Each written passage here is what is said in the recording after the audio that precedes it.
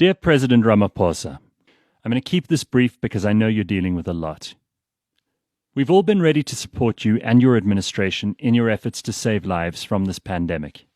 Even people like me, who've questioned the idea of a lockdown as the best response, have decided to comply and do whatever we can to help. We set aside our concerns over the heavy-handedness of the police and the army.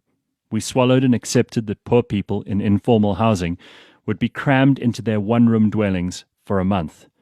We limited our trips to the shops, and we even accepted not being able to buy hot food for whatever inexplicable reason. When you couldn't put your mask on, we laughed, and we were charmed to see that you were able to laugh at yourself too. For a time, you won everyone over again. You yourself have said that it has taken much for people to give up their liberties, their right to be with family and friends, and the ability to move freely around. Our patience and emotional state of affairs are on a knife edge, and we're losing hope. Governments walk a fine line in times like these, where the regulations not only have to make sense, but also have to have significant buy-in from the public. Otherwise, people will break them in big ways and small. South Africans are mostly compliant, but when you promise something and then break that promise, it makes us feel like we should break your regulations in return. Many of us aren't afraid of the virus anymore. It's our health, and we'll take our chances, thank you. We are afraid of the havoc your lockdown is wreaking on the economy, on people's lives and livelihoods.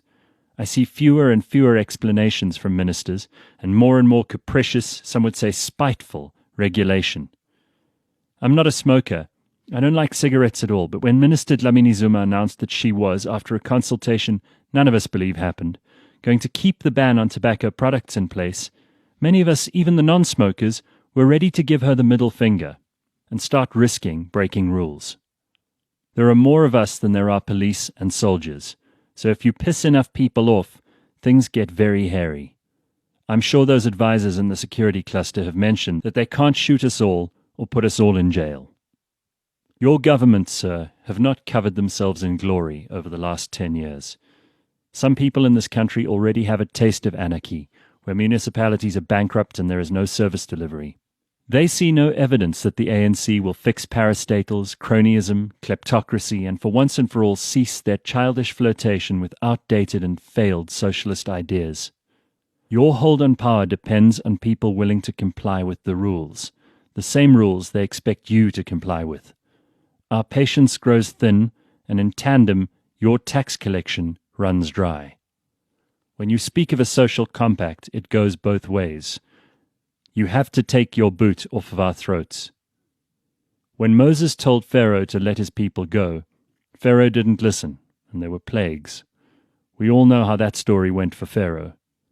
You have to start letting our people go, Mr. President, or this plague will be the least of our worries. Even Moses could tell you that. CliffCentral.com